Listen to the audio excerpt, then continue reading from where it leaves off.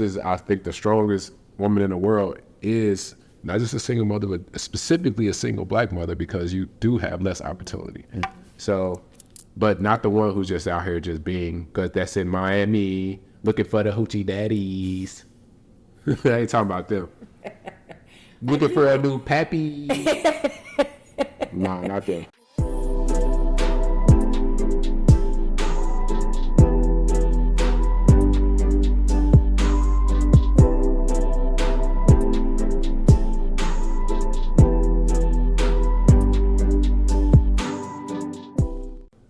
Now, who is this on my couch today? Jacoby. Hey, Jacoby, you How must you be doing? somebody that my husband invited. I did. I am here for Mr. Brad, but he, I'm here with you. All right. I'm here with you because I'm on Tronda Talk. That's what it is. Tronda Talk, y'all. Well, welcome to another episode of Tronda Talks, Grow, Heal, Inspire.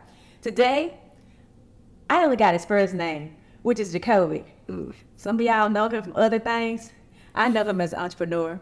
And from this episode, this TV show I saw, it was called Put a Ring on It, but we're going to get into that later.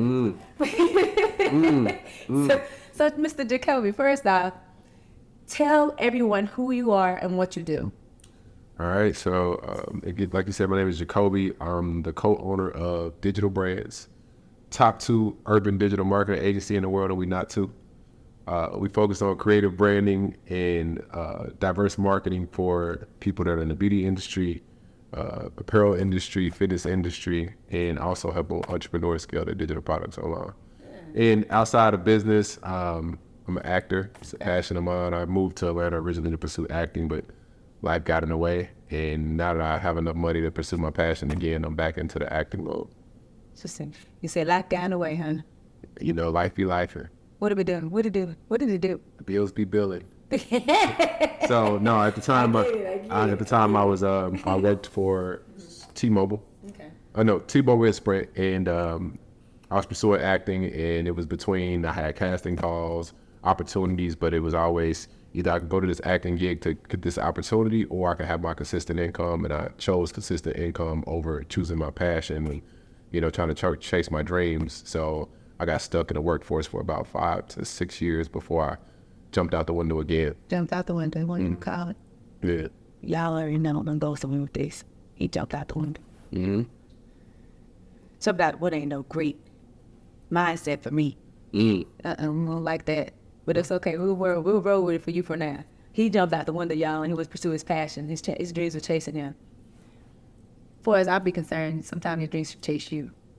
That's how I be looking at it, you know what I'm saying? They should. Like they should be right behind. As a matter of fact, right here, we're next to you, talking to you, tell you, hey, you ready to go? You ready to go? Listening. But anyway. No, I'm with you, but then, naturally it's us as human beings, we start looking at right now and instant gratification versus delay. So, and then you have priorities and you have responsibilities. So me, I'm an only child, grew up in a single parent household. So I always knew that I had to not only take care of myself and provide for myself, that one day I was going to have to provide for my mother. So it was like, I don't want to be selfish and choose this passion of mine that I know I'm going to make little to no income for a few years when my mom didn't really have the means to take care of herself the way that I would have liked. Mm-hmm. So I was like, I have to work right now to get money right now. How old were you then? I mean, what age range should I say? I would say, man, unfortunately, in our community too, is Black people, we have that mentality early because a lot of us are growing up in situations where we were in poverty, and a lot of us were. I was too. I don't know what you know about me. Okay, I'm interested in learning. So my mindset was that too early, and I think that's a problem in our community that we're so concerned about taking care of our parents so early, and we don't even have the expendable income to invest into our dreams and our passions because we're at 21, 22 years old thinking about taking care of our parents. So I was around that age, about 22, 23, already thinking about all my extra income, making sure I could pay my mom rent, buy her a car, and all that stuff like that. That's really heavy because in my head, I love the fact that yours is different from the way I would think.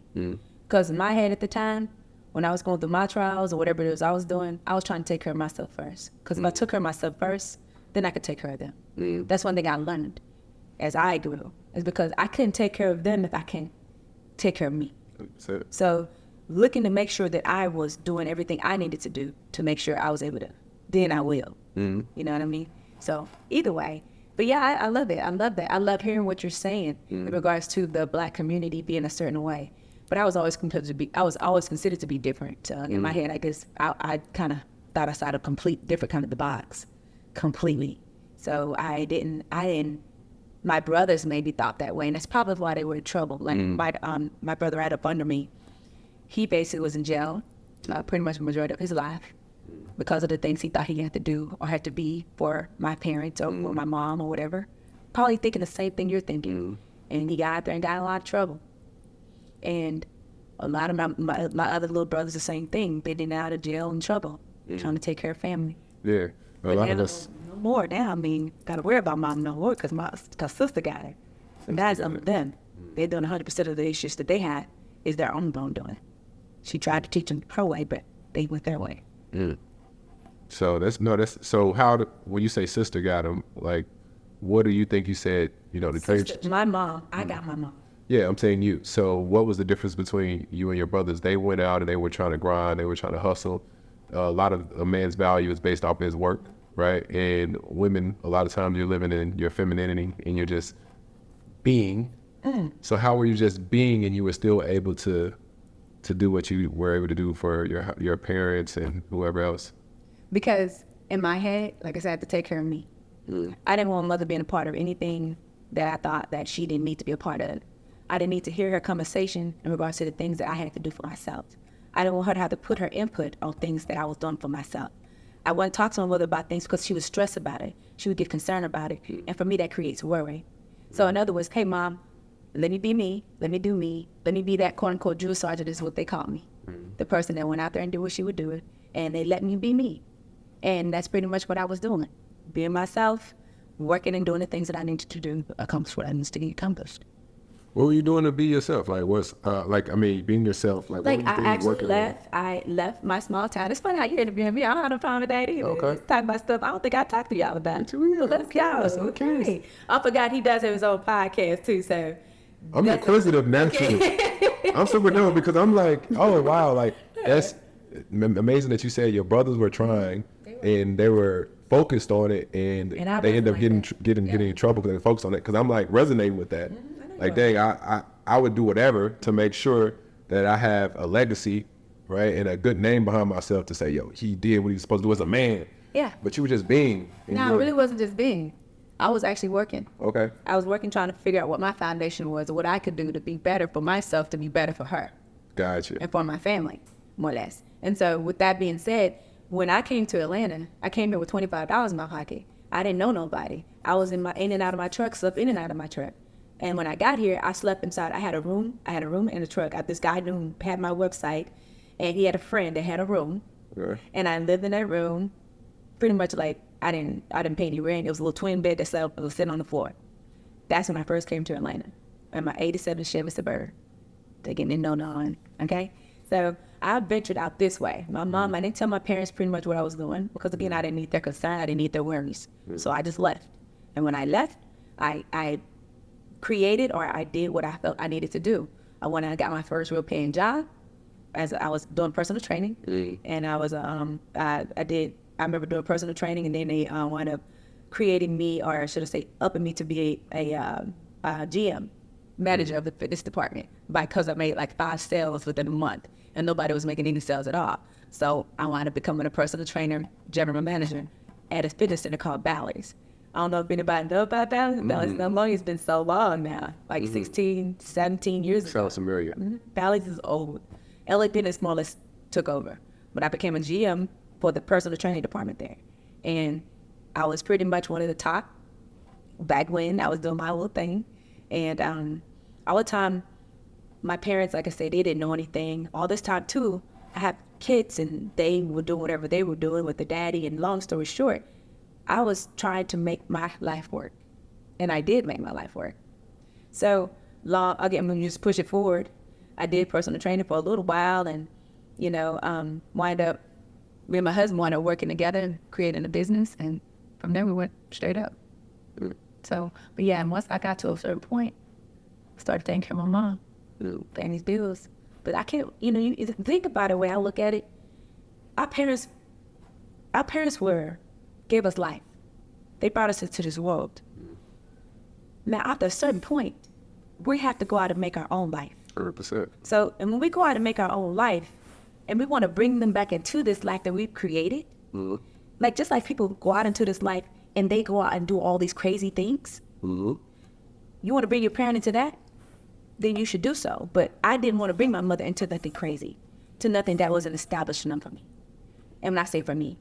So when it became established for me, then I brought my mom back into my world to a certain degree. Like she was always there. But when I got to a point where I could do more for her and all this kind of things, and it was a gradual process from getting a car to paying her rent, to paying her mortgage, to buying her full car, whatever, do whatever I could do. That's pretty much what I did. So I brought my mother back in when I was ready to bring her back into my life, just like anything else I had to. When I'm ready. And there's nothing wrong with that. Because they're still there. They're gonna always. No, I agree. It's just the responsibilities are just different. It's just different. We take those penitentiary risks every day because again, it's the narrative that we have to take care of the family, and if we were to give up on life, there's nobody there to really save us. What happens a lot with women, you can't just give up on life. And I never gave up on life. That's good. That's good for you. That's amazing. Think about giving up on life, because at that time it was a matter I was gonna make it regardless of what anybody said. You couldn't tell me different. I knew what I was gonna be. All in. Okay, let's go. Yeah, I used to see because we used to live in the same neighborhood. I used to see your pink Bentley all the time. Yeah. That Bentley was I was like, who is this pink Bentley? Did you have the pink little motorcycle too? That's mine too. Yeah, been balling for a long time. Okay. They clean. But yeah, so no, and it's not even just the matter of the balling part. It's the matter of me knowing. Like my mom, if you ever get a chance to watch her video with me or her podcast, Oh, you did an episode with your mom? I did episode with my mom. Oh, nice. So when I did it, I asked Mom, what did you think about me when I was a kid? And I asked all these kind of questions and how you feel it now. And just to hear how she feels about me, she's never really changed her mindset outside of me like being who I am as far as a drill sergeant. And I just love the fact that she lets me be me, just like she let my brothers be them. There are choices. My husband is a perfect example of like a man that did not fall into that particular kind of conversation, but he didn't have to because his family raised him differently. Also, they had a different, criteria of life, quality of life, more or less. Because people like me and you, we grew up differently. Of course, yeah, you're going to see exactly what you're talking about for a lot of men. I cannot deny that. But I can say as a woman that my mentality of just being, I didn't see myself just being. Because I had to live. Yeah, and I get that too, and part of being. So I was random. This is a random topic, but I went to Magic City a few weeks back, right? And I ran into a girl that I used to talk to, and I seen her, and I was like, oh wow! It was like surreal moment, like, oh, this is a girl I used to really seriously talk to. Now she's dancing, and I looked at her and I was like, how should I feel in this moment? Because when we were talking, me as an entrepreneur, she was trying to figure out life. Like she went to Spelman, she got a degree, a very intelligent woman, but still based off of the market, the economy, she can't really make the type of income based off of inflation, price point, like everything is still not able to live this lifestyle that she thought she was going to be able to attain with a college degree. And I don't know if you know Spelman women, but they have a certain type of like standard and personality that they want to uphold. And I'm like seeing her dancing now and I'm like, oh shit. So we end up chopping it up. We connected afterwards. And I end up, spoiling a little bit because, I had to do my thing. Like letting her know I'm not going to have it my way. Yeah. So, I was like, all right, cool. I need her to see that it's been a few years since we talked and I figured some things out. So I'm like, yeah. They took me downstairs and I was able to go down. It was a crazy situation. No, not like that. Okay. Not like that. So the funny thing, here's the peer pressures of men. Yeah. Because women, I need you to really understand what we're about to. So I go there with a guy that I'm trying to close a business deal with. Okay. And as I go there, I'm like, I know that when everything's a test with men. Yeah. We go out, we hang out. He sees what type of car I'm driving. So he's like, let me see if this guy relates to me for real. Because he's in a nice S580 Benz, one of the newest. And he sees I'm in a Maybach outside. He's like, that's your Maybach outside? I'm like, yeah. He's like, all right, cool. Brother. He's like, so he's like, yo, let's go to Magic City after this. I'm like, all right, cool, bet. Let's do it. And we go to Magic City. And then so I tell him, I said, yo, I see my ex in here. I was like, hey, what do you think I should do? He was like, go crazy on it. And I'm like, shoot. I got to go crazy. So I go to the ATM, and he was looking at me like, you going to the ATM? Because you can't get up $400 out. Yeah. And he was like, nigga, you and me, go downstairs. I was like, I go downstairs, and now I'm like, dang, I got to get more money. You going to make me get more money? Listen, bro, I'm going to even try to spend I'm going to try to spend it. that $400. But I'm trying to close like a $20,000-$25,000 deal. Yeah, go ahead. So he needs to make sure that his word paid. This is the thing with men. Yeah. You got to understand. We all don't go through this. You just got to be cute. Oh my gosh, I love it that you've seen all these things. You got to be cute. Because I'm going to talk to you about some things. Hold on, keep going. All right, so I'm like, damn, man, I got to do all this extra stuff to try to close this deal. I can't stand it. Oh. So I'm like, all right, let me go down here. So now I'm trying to get the money. I'm like, all right, cool. I'm going to get 1,000. They looking at me, they got psychological tricks. 1,000, you see it? 1,500. All right, cool. So I come back up. And this guy is real popular. So the regulars had to get out of the club. But if you like of a certain type of influence in the city, you get to stay after hours. So I'm with them. So we stay after hours, and I got the money, and I threw 500. He walked past. He's like, "That's it?" He's like, "That's it." That's called peer pressure, bro. Peer pressure is growing in my 30s. I'm still dealing with that. See, I shouldn't feel like Brad, man. Brad don't gotta go through none of that. Nah. Man, how many people go through the strip club pressures? None. Not one. Brad can go to Magic City? Can Brad go to Magic City? Yes, he can. And I would be the person putting the peer pressure on him because I'm the person being the women's up there. It's on him. That's me. So peer pressure him to spend his money. Hey, whoa. Peer pressure him to spend his money on women. That's how women do. You go to the strip club and they have a good time spending your money. Bro. Just being. Just hold. Just being. Up. I'm loving this. Hold up. First off, it ain't Brad's money. It's our money. It's straight up 50-50, homie. First off. Second off, if I tell you that I was proposed to within a year before I met my husband, 3 times by very successful individuals, I said no. I had one. Basically, he was like, I want you to be one of my women. I got like one in Florida. I got one in New York. I got one in California. And I got one wherever else it was. But I want you here in Atlanta. He needed a Texas bail. Okay. And I said, no. He was like, I'll give you a house, the cars, and the money, whatever it is you want. I just want you to, anytime I'm here, I just want you to just be with me. No. One other one. House. Whatever it is, business. But I was like, is business going to be in my name? He was like, no. I said, nope. I don't want you either. I wanted somebody that I could grow with, somebody that I could make a living with. I had been, my previous marriage before, I was with someone who basically wanted me to be like a trophy wife, wanted me not to be out, be exposed or be seen more or less. That's how I looked at them, pregnant and everything else. That's how I look, and I'm sorry, that's what I feel. But my thing is that I did not want a situation like that again. So my idea of life was to find somebody that I could grow with, that didn't mind growing with me. We grew together. So when I say 50-50, we're 50-50. I had choices. I could had any, if I tell you when I came here, if I was not a high commodity, I was a straight high commodity. Like literally, I was fine as hell. Was? Okay, I'm okay now. No, Brad got good taste now. That's all I'm saying. Right. But what I'm saying is like, I was, before booties became in style, before you was a fitness. You was doing your thing. Yeah, I remember people coming up to me. It was like when I was in my personal, we would go to different places. They would come up to me, where you dance at? What you mean where I dance at? Because I guess I had a dancer's body. Where you dance? I've had people think I had BBLs and stuff. I've never had any of this. No. Okay. So, but they thought I did. But this is straight up country raised, Texas ass. Texas and ass. everything else. I do got a little thing to say, but my husband made these tatas grow a little bigger. He did make. Yes, you guys have children? Yeah. Sure No, we don't have any together. Okay. I have a kids with my ex-husband. Okay. All right. But yes. But yeah, but you know what's crazy that you just said all that? You said three times a guy came and said, you know what, you ain't got to worry about nothing. Yes. Right? Yes. How many men have that same story? I don't know. But I'm only saying this because that's for me.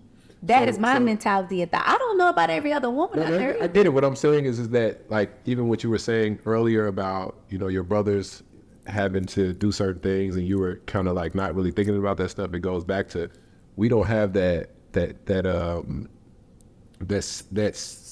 scapegoat or that opportunity. We know in the back of our brain, if it doesn't work out, somebody just come in and save us. No, nobody's gonna save us. Nobody's gonna come in. I ain't never think nobody's gonna come save me because I didn't. Not you. I'm talking about not you individually. Yeah, I'm because I'm related stuff to me. To you? Yeah, because for me, this is my story. This is how I feel put them about it. shoes on if it don't fit. I'm gonna put them shoes on, and if they don't fit, we're gonna cut a hole out the top, and my ass gonna push my toes through. We gonna walk home. You gonna defend that? You gonna defend for the women? You gonna do right? That's what I'm gonna do because there's women out there just like me. Not every woman is that way. I get it, what you're saying, and I can agree with you in regards to that. But there is a lot of women like me that have had to come here, struggle, find it. Like, I ain't really struggle because I didn't let struggle be a conversation in my head. In my head, I really did not think about struggle as being a situation because of the fact it wasn't, this is temporary. Everything that was happening to me was temporary. My mindset was already created in that thought before I even began to experience what entrepreneurship was like. I had no idea that, for me, it was just life. I was just living. And that's how I looked at it. Even when I was married before my husband now, I would still want to go out and do things. I wanted to take care of myself. I wanted to contribute to the household a certain way. I didn't like the fact that I was tied down to a fact of like, I couldn't do what I wanted. So your previous relationship, you were a stay-at-home wife? Mm-hmm. Not by choice. Not by choice. Because every time and again, I don't want to get into those stories because I don't like to badmouth or make it sound bad for my ex at all. Because he probably didn't even know that I was having these thoughts in my head. But it was more or less a matter of, more of a matter of me saying to myself, it's like, you have a tiger. Remember, I'm like, well, you don't know this, but class president, Key Club, he used to call me an overachiever with everything that I'd been doing. So it was, and then when I wanted help, he was never there to help me. So providing everything but the support. The assistance. Yeah, I remember taking one of my children or two of my babies when I was doing real estate, taking them with me to show houses because he wasn't there to help me with the babysitting when he could have, kind of thing. Or different, just little things here and there. I won't get into much detail, but it was little things that mattered. And those little things made me feel like I couldn't be better, and I could be. Was he pretty well off? No, not really, but he was well enough. Well enough. And that's well enough for it to take care of you, him, and how many children? 3. 3. They're still doing pretty good. We're doing pretty good. Okay. Yeah, so I said I'd get in that situation again. He did it once, we're not going to do it again. So no, I knew what I wanted. I wanted somebody I could grow with, like I said, and that's what I got. And been together for going on 17 years. 17 years? Oh, that other story way back. I'm thinking that. Nah, it's way back. 17 years. How I need some sauce. Give me some game. Give me some game. I had 3 women that I've really been interested in like the last 7 years. Like I had like 3 love interests, but 2 love interests and 1 lust interest, I'll say. So give me what's some advice for me to. What's some advice for me? From you you want it from me? I'm a female since you over here talking all that smack about female business in a way. I still gotta respect 17 years. I respect women. I respect women. I respect women. Because I'm gonna give you that on to that third. Who is it? Oh my gosh, put a ring on it. Yeah, because that's a whole conversation, y'all. Exactly. He respects women again. He respects these women. But I love this. I love what you say. Only because it's you. I like the fact I identify with you. And that's what makes you who you are, and that's what makes you stand out from anybody else, because of the fact that you don't have a problem speaking what the hell you want to say, saying what the hell you want to say, being who you are. Speaking up for the men who don't have a voice. Absolutely. And I don't really have any struggles with the opposite sex for real. Okay. But I know it's a lot of men who do. They may not have, because I've been in this situation, may not have as many assets or as many opportunities that I've been presented with. I've worked to get these opportunities, but for the everyday worker who's being called out and talked about and being called a broke boy and you don't deserve a woman if you don't make X amount of dollars, if you don't make six figures, you're this, you're that, and it's just like I'm just trying to have a voice for them. What about those women that are out there and they basically have very similar conversations too, where like if you got 2 baby daddies, then you know you ain't worth nothing either, or if you're if you've been married before and divorced, you ain't worth nothing either. Or it's not for me. I look at it as taking a chance on everything. Somebody got a voice for them, so I mean it's just all about your team. So I'm being a little bit biased, you know, but at the end of the day, I think the gender war thing needs to stop for real. It's not a war. It's almost so. No, and you know why it's not a war? Because if a person can't appreciate your conversation as it is, that creates that energy of a war. But True. if a person can basically accept who you are as you are and listen to your words for what's being said based off of your understanding, then that's another conversation. 100%. So it's like, that's why I'm saying I appreciate your conversation. I appreciate what you're saying because it brings almost like a ray of sunshine because you're speaking in regards to a ground that I'm not used to walking on. So that's because we get suppressed so much. Like if men say something, we get canceled really fast. And especially me being in entrepreneurship, it's really risky for me to be vocal about how I truly feel because I lose opportunities. And to be honest, 80%, 85% of the income that I made has been from African-American women. And I do web development for beauty brands. So a lot of my clients have hair companies, cosmetic brands, fitness brands. And when that post dropped, I lost about 10,000 followers. And see, my thing with that is because people are so blindsided with opinions or conversation. They're too busy thinking about their own personal and understanding. They take it personable and related to what they're living life like. That's what I said before about my mom. Basically, I said this to say, my mother would say, I would say certain things, or I would do certain, or bring certain things back to her, whatever it was, and she would take it personal. So I didn't let my mother be involved with any of those conversations. Your situation.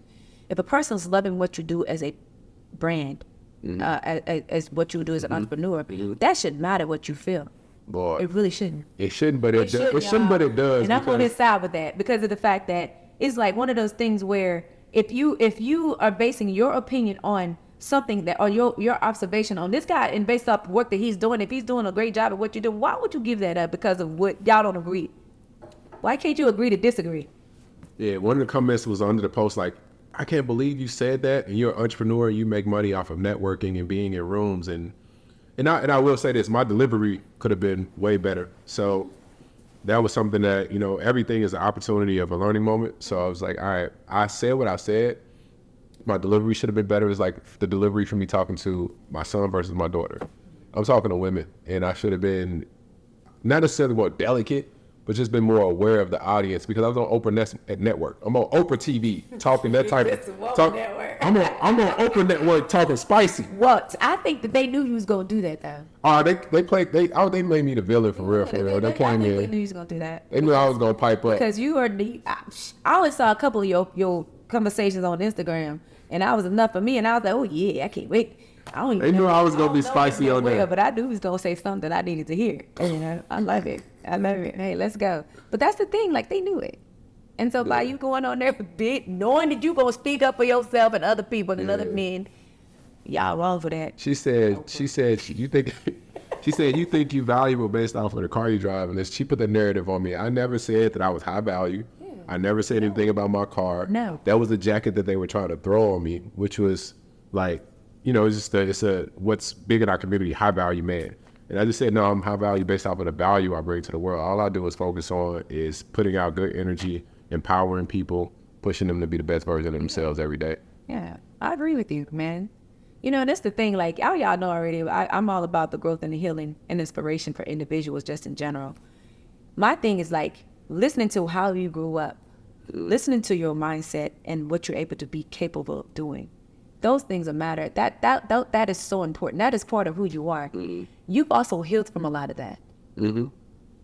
Because your healing was, what do you think you healed from that? Like, talk about it, because I can say what I know. what I healed from was a lot of, as comments were saying, it was a disdain from my mom originally. It was like, you know, I grew up, like I said, in a single parent household, and I was just like upset as a child, like figuring out, why don't you know how to make money? Why don't, like, it was like, that was my anger. Why am I 18 years old getting out into the world with $0? Until I got out into the world and realized that this shit is hard. Like, yo, this is not easy. Like, and then if you don't have anybody mentoring you, coaching you, guiding you, anybody helping you navigate life the right way, you're just going out here aimlessly without a guide.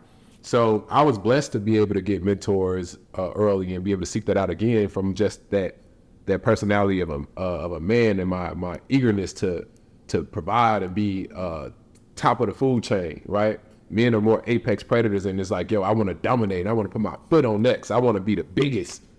I think that was me. I think I would. You want to be the biggest? I'm a tomboy. You're a tomboy? Yeah. You want to be her. Yeah, I'd be like, listen, y'all. I want to be her. You have. I'm going out there. Don't look for me until I'm ready for you to see me. and that's what I healed from.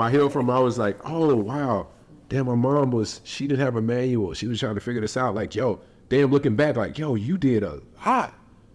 You were moving and grooving, trying to figure out how to take care of me and moving from city to state, dealing with knucklehead Negroes, hitting on you, abusing you, talking crazy to you, not having the type of opportunities that women have today. We live in a different era. I'm seeing like black women are now surpassing black men on the food chain when it comes to finances, when it comes to accessibility, when it comes to acceptance. So now, back then it was just a little bit different. And so now I'm glad I've healed from that, being an adult. And as I matured, now it's like even more of like, damn, Mom, like you really hurt. Like no matter what your income status was, like you were hurt. Yeah. Like, and so it's funny that you take that into consideration, and that you recognize too that there are women out there doing their thing. Yeah, that's big for me now. Because a lot of people, like, if you listen to what you said earlier, you'd be like, you're not even acknowledging those people like me. And that's my thing. It's a different type. When I said something about single mothers, I was definitely talking about a segment of single mothers that are still out, continuously having children, not worried about them having a certain type of lifestyle and standard. Not being aware of what the situation is, that's just being. Just being. That's out, being. Yeah, That's I'm not talking about the so women. Descriptive. Now we got some. Now we're getting somewhere, because that's the thing I need to hear. Different type. It's a different type. Different conversations and different levels. Different levels. Yeah, so I got it. I think the strongest woman in the world is not just a single mother, but specifically a single black mother, because you do have less opportunity. So, but not the one who's just out here just being, because that's in Miami, looking for the hoochie daddies. I ain't talking about them. Looking for a new pappy. Nah, not them. I get it. And then now I understand. Like, I can agree with you on a lot of what you said, because again, that's what you understand. Mm-hmm. And I'm not going to knock anybody's understanding. That's why I speak what I'm going to, I'm say what I'm going to say regardless. Mm-hmm. And it's the same. And I love the fact that you're saying what you're saying, and it's what it is. Like my mom, I remember, like, she was a single mother, and she was doing the same. My mother, she's still cute, but she was really beautiful back then. And I watched her do what she had to get done for us, the same kind of a thing. And I think that's one of the things that as a matter of fact, I know that's where I got my strength from. It's her. And I learned that as I got older. First, I didn't understand it, because I couldn't understand, like you talk about when you talk about the boys going out and do what they're doing. I couldn't relate to that, because I didn't want to be nothing like my father, my biological dad. And I couldn't relate to him, but I could relate to her. And so when I relate to whatever she had going on, anybody else that had in my family, I couldn't really relate to half of them either, because again, they were all doing whatever they were doing, but my mother was basically right in front of me. So when I had things like, I followed my mother, and I followed my mother's heart and the way she loved me. I followed her out to another state, where I had basically scholarships. I had colleges. I had all these people after me, and she wouldn't have to pay for anything. I mean, of course, I wanted to pay for college loan, student loans, and financial aid. But long story short, I wouldn't have had to pay for anything if I'd have stayed back where I was in Texas. But because I followed my mother to California, there I was homeless. I remember starting school, homeless shelters, all these things, homeless for at least 2.5 years with my family. And being that was the case, I never, again, like I would say, it was temporary. I never thought about it as though I would have done something different. Because if I'd have done something different, I wouldn't have been able to have the love that I needed and had the growth that I had. So I guess because of that foundation, I was never seeing myself as, a single mother, or seeing myself as having a certain type of lifestyle, because I knew what I wanted. And that's the mindset. Like, a lot of women don't acknowledge, or not just women, but even men. If you acknowledge what it is that you desire and that you want to become, you don't have to necessarily do bad things to get it. And it's not to say that I turned a lot of things down because I wanted to make it my way. I could have had it the easy way, but that wasn't my choice. And I didn't even think about, like you said, that I could have. But yeah, I could have, but that was not what I wanted. So I look at it a lot of times, like, if you choose to do it a certain way, you can definitely get there. I feel that way. I know you might not agree with me. Yeah, I agree with you. I 100% agree with you. I think I look at it as your choice. a lot of women need to feel that way too, because what they immediately, navigate to is using their sex appeal or using their body or to get to the next level. But men use their money and they use their honey and to get them women to go with them to the next level or whatever. Well, it's for sure. It is what it is, but it goes back to what you just said. There's other ways. So we're talking about empowering them and giving them more information to figure out how to navigate without going down that path. Like, even my ex, I remember her saying, like, I'm so close to being a bad girl, just because she wasn't making the type of income that she wanted. Like, I just need to be bad and just I got all these guys that are trying to offer me this, offer me that, and I'm just. Like, you so close, y'all be this close to being at the pole. This close. I'm this close to getting on the pole. But it's like, no. You don't have to go on the pole. Go get you some high income skills. Go learn how to communicate better. No, go, I think it's go learn how to sell. Go learn how to get into real estate or insurance or whatever it is. Like, you don't have to immediately go to, I got a body, I got ass and titties. Let me go get on the pole. Like the girl from Spelman who went to Magic City. She could have figured out something else to do. Yeah, but you just said you said a mouthful. What about the men that go out there and do what they do and get in trouble? They ain't got to do that. They don't. Exactly. They can sign up. So, let's get they can come to Digital Man's and they can start their business. They can come in. We got things. Same conversation here. Okay. And that's why that's what we do. And that's why I think, like, a lot of us get negative press as being online and giving opportunities for financial opportunities. But if it's nobody that represents us and looks like it's a black man that wears what I wear or dress how I dress and look how I look, nobody can identify. They don't have anybody to relate to. They see the white man that's 60 years old talking about you can start a business. No, you need to see somebody look like you. Businesses, absolutely, and come to somebody needs to look like you. Yeah. And the woman needs to say, dang, all right, I could be from Texas. I could be a little country. And I could start a business and I could figure it out without going down that negative route. And I can have a child and I could be in a marriage. I can get divorced and I can start over and be with somebody for 17 plus years. Yes, absolutely. This is important. It is. Where, like, that's the big thing for me. So I'm not trying to get on women. I'm getting on us. Mm-hmm. We got to do better. I feel you. But again, us has to also be able to accept or that energy that you're trying to push out. A lot of them are so blocked by what they understand. And I hate to say it, religion. I hate to say morals from what they were brought up from when they was a kid. Mm-hmm. You need to create your own conversation, your own Bible. You need to create your own life. Mm-hmm. Because if you continually look at what your mama said, what your daddy said, what your cousins did, what everybody did back before you became who you are, you're going to stay where your mother said, what your daddy said. You're going to stay right in those places in their past. 100%. You're not going to be able to identify with your future because you're too busy looking at what they did and how they expected for you to do the same thing that they did. Sometimes taking the advice of somebody who is older is not always the way to go. I'm sorry. I hate to say it. It's not going to be welcome with some people. Some people say you have to listen to your elderly to get through. You don't always. Mm-hmm. Sometimes the elderly has a different mindset than what we understood. At least that's what I did.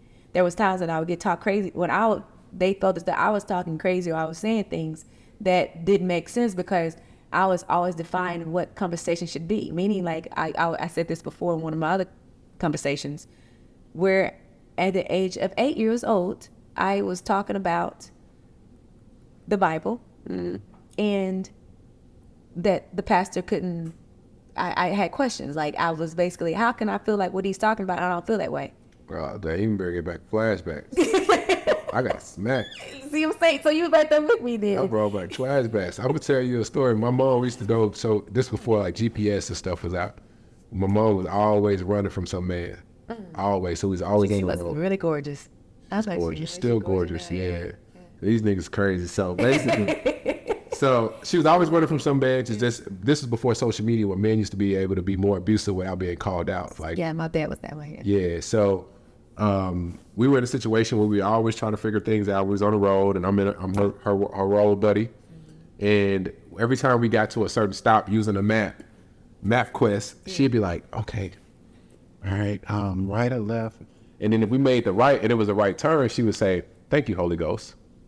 But if we made the left and it was the wrong turn, she would say, dang, I should have listened to the Holy Ghost. So I used to hear this all the time. So one day my smart ass said, we went the right, and we had to stop, and she was getting ready to turn. She stopped. I said, Mom, which way the Holy Ghost saying before we turn?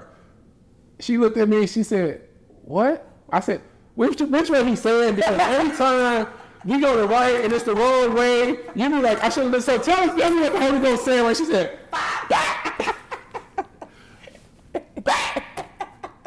so you better watch what you said on this podcast, because one of your followers might unsubscribe. I don't care. Because if they unsubscribe for whatever I do have, this minimal amount I do have, but because a lot of my podcast, people who are on my podcast or who have signed up on my subscribe to my podcast, there was a lot of men. And they wouldn't be out there to show, they wouldn't be out there doing exercises that they love that. Oh, me and Brian about to ride, man. Let me get on my man, bro. We about to ride. We got to slide on these. That's what they want. They want me to be out there. They would be out there working out and showing my ass, kind of ish. Damn. But I can't. I done changed my whole viewpoint, y'all. If y'all ain't figured it out, yeah, we're going to grow healing inspiration affirmations up in this thing now. We talk about conversations. Grow, that's what we do. heal, And inspire, yes. And so that's what we're doing now. And I'm hoping to, like, I've had about, I would say about 70 people unsubscribe because of the fact that I'm pretty sure it has a lot. It probably most of me, because I have like 80% guys. So a lot of the guys that try to hear this, they really not. They know that you, but they still be trying you in the deal. I mean, yeah. They Don't try me like that bad, but they do try. Dang, I'm not trying. I'm gonna be honest. So listen, I'm gonna tell you something. I'm not trying. You wanna know why? Because I'm gonna be looking at, damn, she in the Rolls Royce. I done seen her in the McLaren. I done seen this big nice ass house. I ain't got time for these problems. That's a lie. I'm looking at a woman and I'm like, dang, like, yeah, I know this is expensive for me to come behind this. So what is they trying for? It's just a matter, just like anything, if it's opportunity presented itself. I feel like a lot of people try because they just feel that they can. I mean, if they tried it is what it is. It's just like, nope, I'm happy married and that's that. I mean, hell, I was just telling my husband the other day how we were out at a car show. And it's a girls' weekend, and he was gone and everything, and I wound up getting a section for everybody. And we go there, and there was this dude. He was, oh my gosh, he was on my nerves the whole time. He was doing a divorce party. Mm-hmm. If I tell you, as soon as he was doing his divorce party, why was he over here trying to hang out with us the whole time? I was like, put your ass over there. Get away from. I had to call security on him because he was bothering me that much. I kept telling him, I'm happily married. I'm happily married. So then I had to get never saw her that. He never saw that. And he still was like, he was not hearing none of that. I'm like, dude. So I asked the security, please get this guy off of him. I had to do one of them, get one of those, like a, waves. And please get this man off of him. Please. So we see him at the thing. If I don't know how much attention Babe paid attention to. So we were walking. I said, Babe, that's that guy. This is this guy that was harassing me at the club. This guy literally, Brad had his back turned. I was looking in this, a certain direction. They happened to be in the same direction. He was looking. This dude on his sucking his, whatever he was just sucking his thing, like, sucking his straw out of his stomach, like. Mm-hmm. You ain't took no drink this whole time. I was finished. I ain't seen you say like one sip. When your ass over there talking, I'm be drinking. Oh, okay. Get it? I mean, just Hold on. hold on. We need to turn this real quick. We can do that. Let's go. But yeah, you need to catch up. Oh shoot, hold on. There. Yeah. Okay. I ain't doing. So he's sipping on the straw. Yeah, he's sipping on the straw like. He give you the eye. Yeah. He don't know my I man. started laughing. I said, babe. Brad was like, you don't. What's funny about my husband is that he does not care. I know, honey, mama. He don't know my man's a ninja warrior, huh? He don't give a damn. No, but the brother was drinking the straw. He don't know. On the straw. But he don't know Brad is a ninja warrior. Damn. He didn't give a damn when I was telling him about my husband, how happy I was in love with him, and But everything else. He didn't care. He, as a man. First off, No, I'm finna tell you the let me truth. tell you something. He Good. saw Brad walking. They like the biggest dude walking around there in his shirt, busting out of his shirt. And the dude still doing that stuff with the straw. He didn't care. Some people just do not care. They do not. This is like, I'm pretty sure you tell me you had a woman throwing DMs in your situation? Exactly. So my thing is like, because of that. They tell us still about do it. business. That's all. Whatever. You can't talk It's still to the same me. thing. Exactly. It's still the same kind of a thing. Without- Men, women still gonna do what they gonna do. Men gonna still do what they do. They don't give a I don't get damn. no love on my DM, man. I'm lonely. Nobody's hitting me up. But you got a woman. What were we talking about? So what? So we curious. grow, heal, inspire. Just ask it. I mean, you know. Grow, heal, and inspire. Oh yeah, and how have you been an inspiration to other people? I mean, I can already tell that. I can give you what my perception on him being an inspiration is him being the voice, like he's already said, speaking on his truth, knowing what you know, being who you are. That is how you've been an inspiration.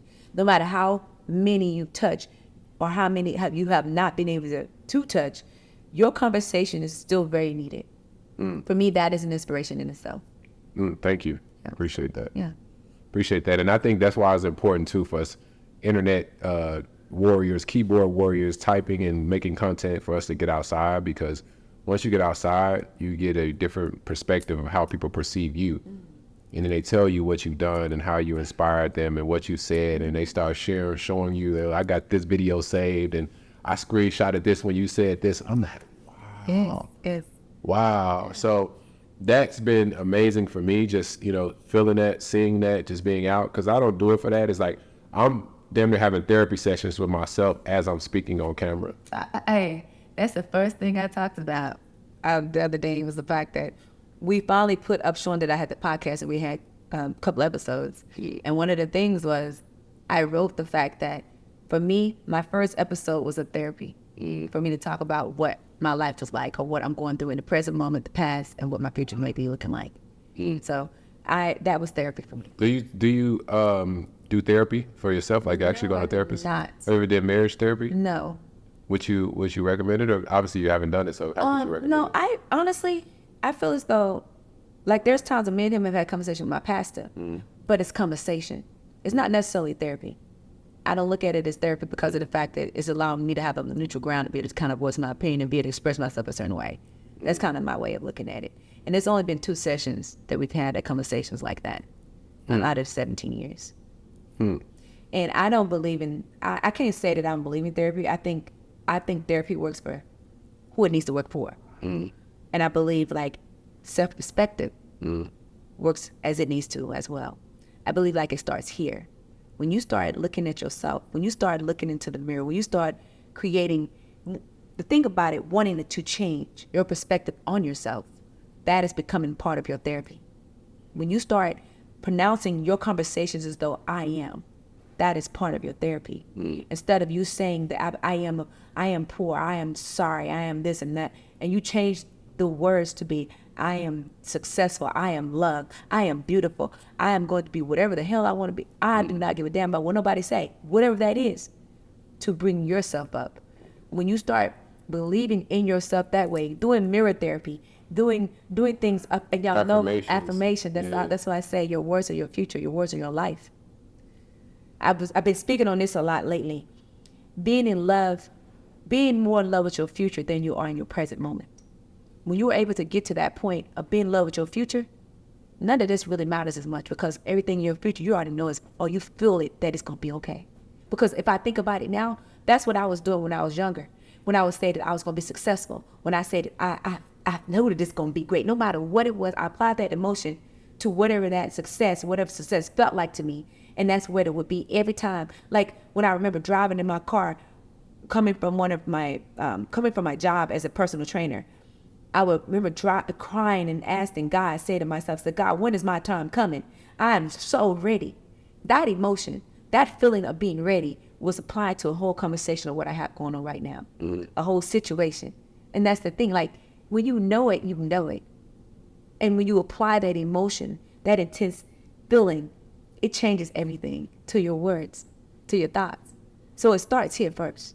No matter how much money you spend at a therapist, the therapist can't make you change the way you feel about yourself. They'll let you speak about it, and they'll diagnose you, and they'll tell you some things what they need to tell you. But if you go within your heart and you understand that this is what I want for myself, it comes from you first. And it may start with a conversation. If you can find somebody that can listen to you and let you talk and just talk it out, not say a word, but if they have to say a word, make sure it's toward whatever that is you're trying to become and what you're trying to be, then that's a good person that you should be talking. That should be your therapist. Do you think your partner should be a therapist? They can be, yes, sir. And I agree. Yeah, they can be.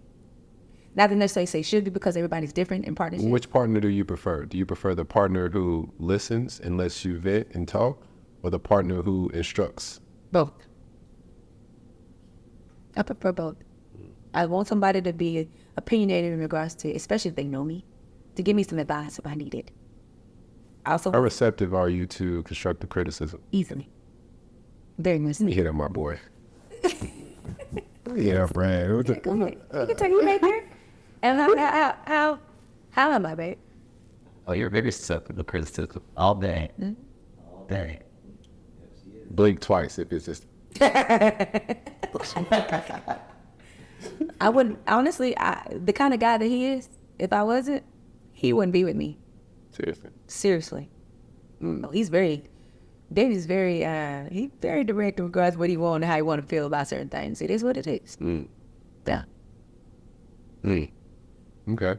That's kind of like, I tell my partner that, like, that she's my therapist. Tone too. Because sometimes people, when they're doing corrective criticism could be looked at as somebody being like their daddy or their mom or something like that. They can take it that way if the person is receiving it that way. You know what I'm saying? Like observing, like I say, like some people, like you're older, you're younger than me or something like that, and receptive wise, they might receive it as, okay, just because you're older than me mean that you can talk to me that way.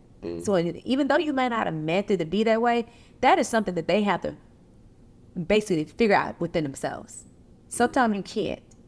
You know what I mean? Like you really can't. Like me and Brad, we're several years apart. Yeah, I'm older than he is. But mental wise, we're both on the same page. We're wanting to be, when it comes to our love. So one of those things is like you just can't. Not everybody will be receptive to criticism due to the fact the way they think it is already. So you kind of have to, if your partner is okay with you speaking and not taking it personable, because that's the thing. A lot of times, I said this earlier, we take things personal. That's what your people who left you, 10,000 subscribers or whatever those people or followers you had, they left you because they took it to their heart when they shouldn't have. They judged a 15-second clip of my character of who I am. And if that was the case, they needed to leave. I'm sorry, that's what I said. I feel like the way things drop me is like all money. It's not that it's not good money, but I do believe that if you leave, you left because you wanted to leave. It has nothing really to do with me. It wouldn't matter what I said. You would have left anyway. Maybe not now, but you would have left later on in the future. Then it's even better. So now I don't have to even be on the fence, and I can just say it again. I don't have to be myself. Yes. Like at the end of the day, and I think that's what a lot of people struggle with. And social media anxiety is real, and because people are concerned about 100 people in their stories as they scroll up and they see these 100 people that look at their stories every day, and they don't want to say what they want to say, they don't want to post how they want to post, and they're letting all these people who they wouldn't even invite over to their house stop them from making money, stop them from progressing, stop them from developing, all because they're too concerned about people that wouldn't even come to their funeral. It happens all the time. And I completely agree with you too. And a lot of times for people on social, I tell them it's like, you may just need to start a new page because you got 50 people that look at your story holding you back. Like, why you may need to just start a new page and just be who you want to be on this new page I because feel that way too. I feel like I need to start a new page because there's things I want to do, but I can't because I got. You know, these no, other always people. bad. Because you know why? Because I'm trying to be nice. yeah, you Y'all trying to sell know their me. feelings. You trying to say their feelings. Y'all who know who. They watched you. You got to think you different. You different than you were 5 years ago, 2 years ago, 3 years ago, even 6 months ago. Like we all figuring this shit out. It is like, yo, you better just accept this journey and what's going. Accept this Netflix show. And if you don't want to subscribe,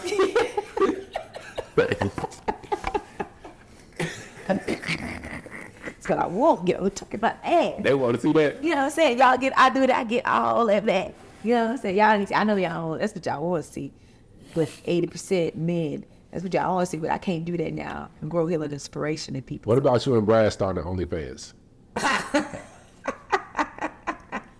Listen, I ain't know How many that subscribers like would y'all have? I mean, Brad, what you think, man? If y'all started, do you think that would outpace your healthcare business? Hey, 100 million followers. The whole northwest corner of the United States. They're like, yeah, all right. That's a real Ninja Warrior move.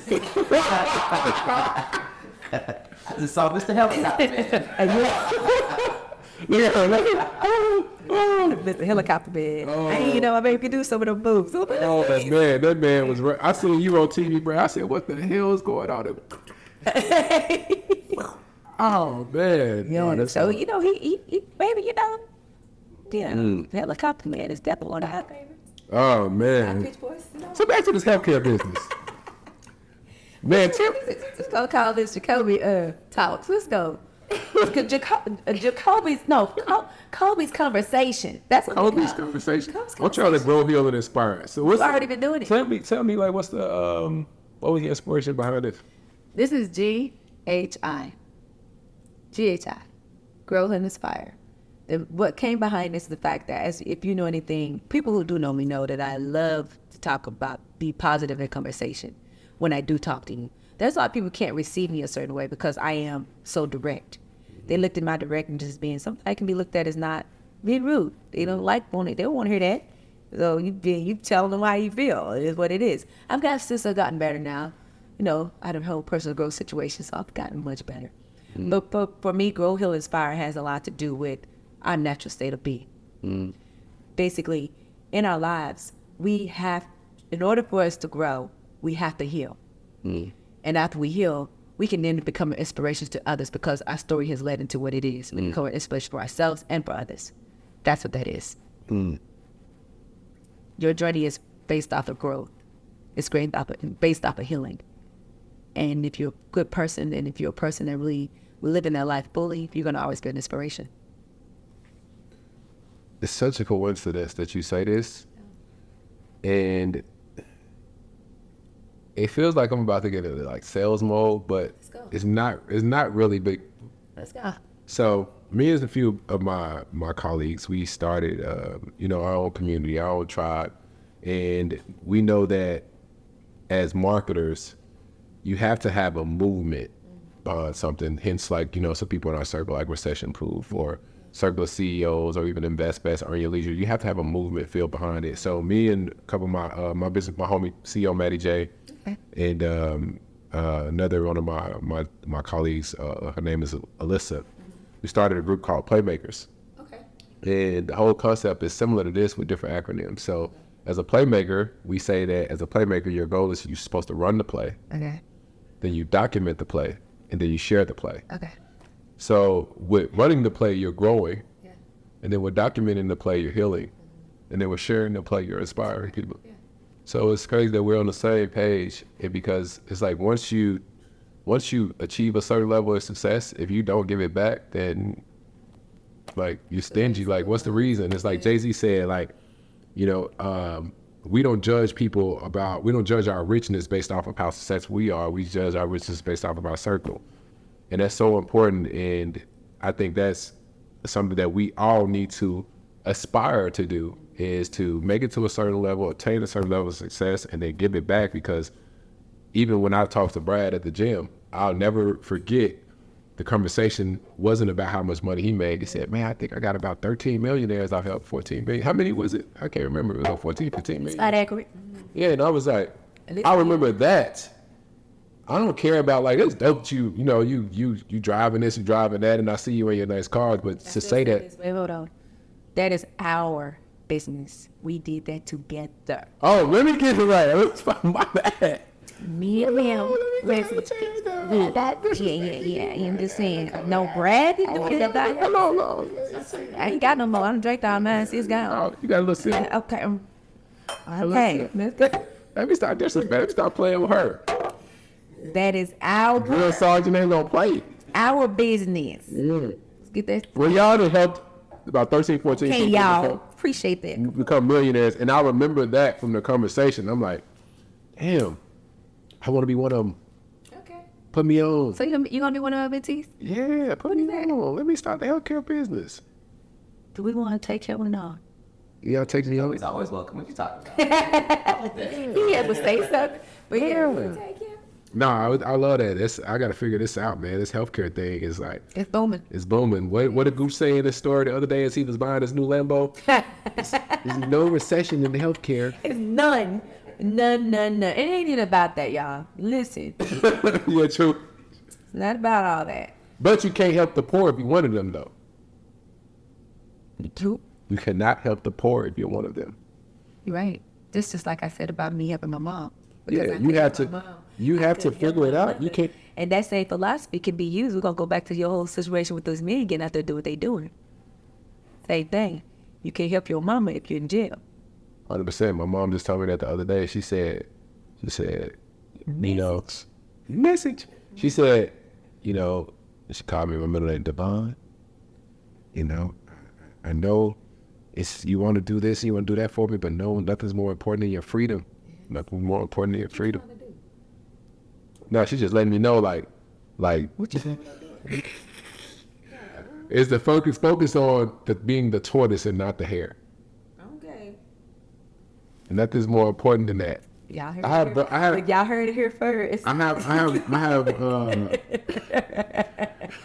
Mama's always concerned. Anytime Mama see the car, she see the light, she's like, What's what she said? She's like, hold on, baby. what's going on? Hold down. What's going on? Mama be concerned. You know how y'all be, man. No. Just listening. Are you peeping? And peeping. Heard it here first. Well, listen there, man. I would tell you, Jacoby, it's been a pleasure. And I didn't get too much into his conversation in regards to a lot of people looking at him a certain way and all that kind of stuff because of what he did, all that ring thing. But, this is who he is. He is definitely an individual who has grown, who has healed, and he's continually inspiring others to do the things that are right for them. And I can appreciate it.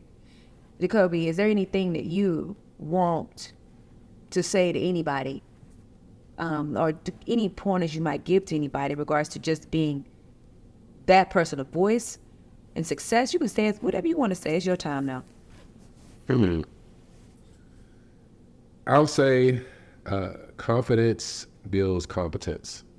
And the more competent you are, the more confident you are. So focus on getting skills that bring value to the marketplace as soon as possible to then increase your confidence. So then that also will increase your compensation that allows you to chase the freedom that I think we all aspire to have. And I was really intentional about saying freedom because my entrepreneurship journey, I thought chasing the money was the goal. And I'm seeing now that it's about freedom and family. Hey, said I was saying rewarded with your freedom. Rewarded with the freedom. And I think the freedom is going to come from those high income skills that you gain. I did a post about a month ago that went really viral. I did about 6 million views online from a post that I said was rent was due. That was my post. And I talked about. I saw that one. Yeah.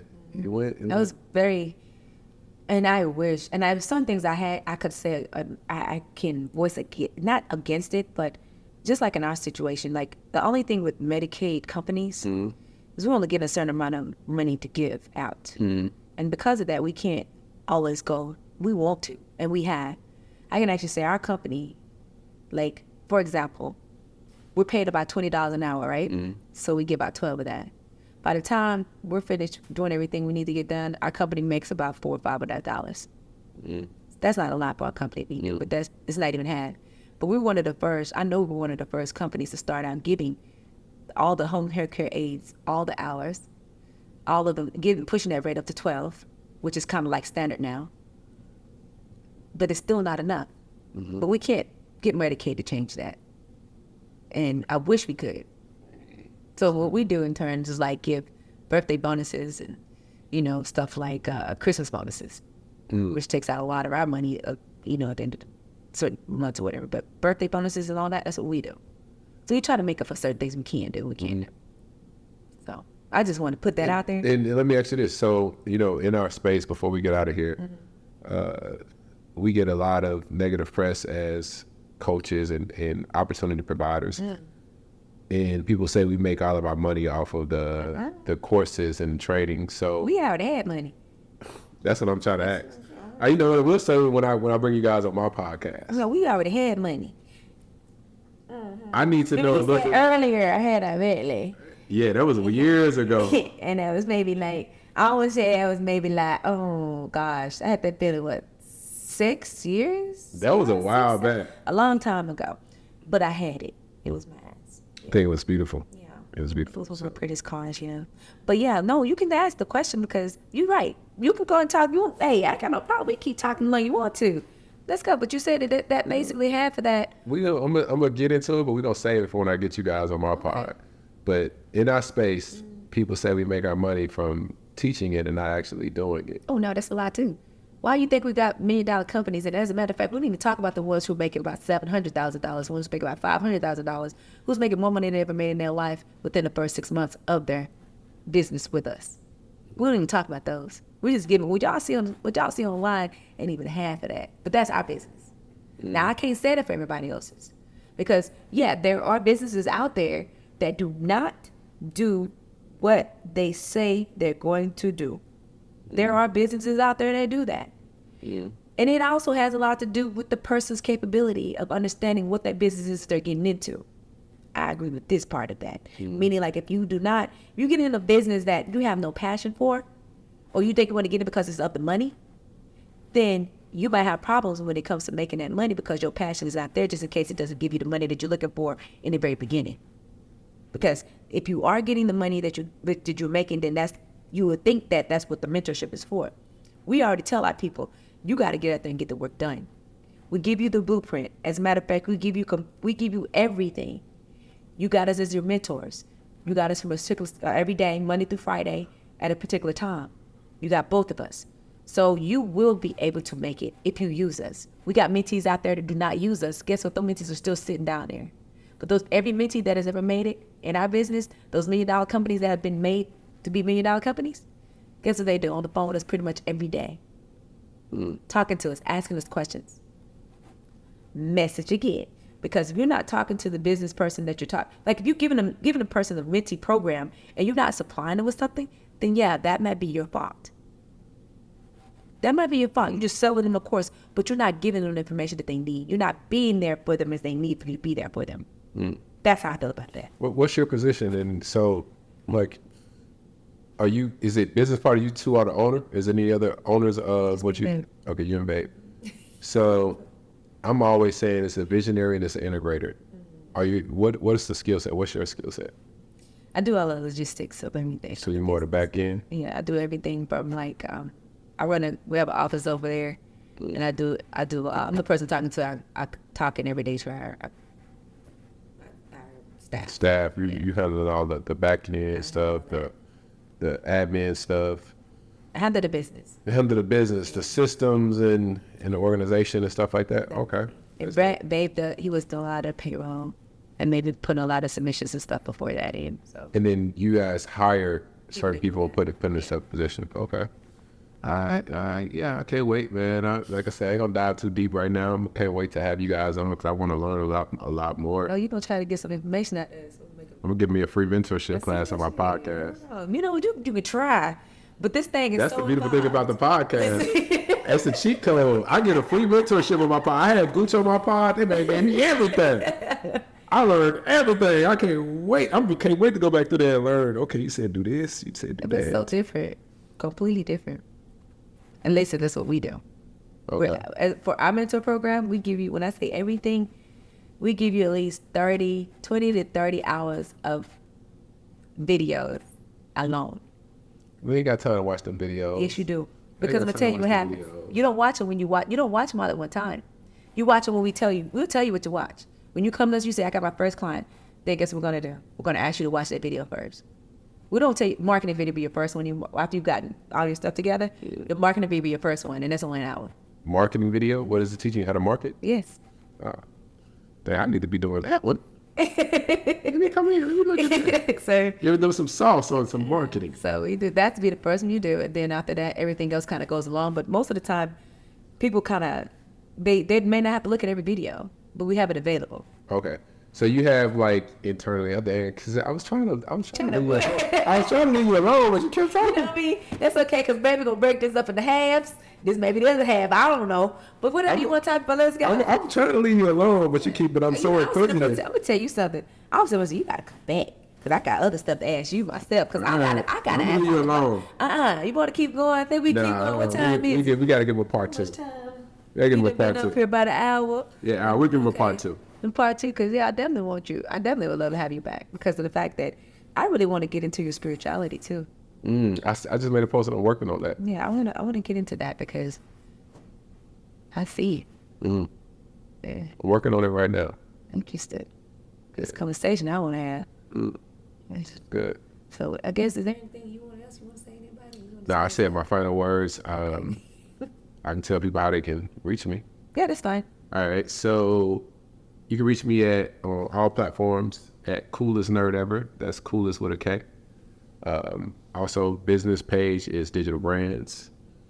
We help people create digital brands online. I feel like everybody's goal is to at least to get to like 10K a month, and I believe from my knowledge and my experience that the fastest way to get to 10K a month is offering services that you could charge for anywhere from $2,500 to $5K for the service, and that way you only need 1 to 3 clients a month. The services that I charge for is web development and marketing. So I teach people how to do web development and marketing to then make 10K a month, to then open up a different part of their brain from they're not the creativity, but they're not thinking about bills and expenses. Because you get to $10,000 a month, I think it's easy to get to 30, 40, 50, 60, 100,000 a month once you can get to 10K a month. So But that has also to do with them building themselves personally. yeah. So I do all of that. So they can tap in with me. I have a community of people that I educate weekly. We do weekly webinars, and we tap in once a week, and I just give as much as I can for free. You come in to give some game? Yeah, well, yeah, digital marketing. Now I gotta do that. No, it ain't even about digital marketing. We just may want to come in and just give them some I got a book. growth heals. It's called Affirmations for You by You. Oh yeah. That's how I created all 370 plus affirmations I did for myself. Every day I got up and wrote a different affirmation using my book. You have a community yet? No, I want one. You gonna show me how to do that? I can show you how to do that. You definitely need a community. No, I You do. definitely need a community. You can tap in once a week because information isn't enough. Implementation and execution is where it's at. Look, you know what? The coolest nerd ever. Y'all, I married a nerd. Y'all don't understand. Nerds are the best. They're the best. I am a nerd in myself, but I'm one of the, you know what I mean? I was like, We the new cool. We the new cool. They be talking. The nerds we used to get all the flack. Now we got the women who were, hey, everybody want to take care of, man. Right? we got the women. We got the women's. Nah. But yeah, no, like seriously, I love We it. got part 2 coming soon. Real soon. Well, y'all, there we go.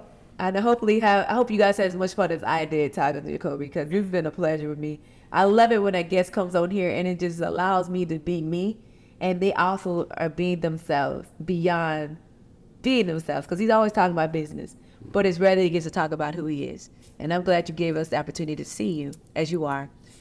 See you guys. Thanks for signing in for another episode of Tronda Talks, Grow, Heal, Inspire. Bye, guys.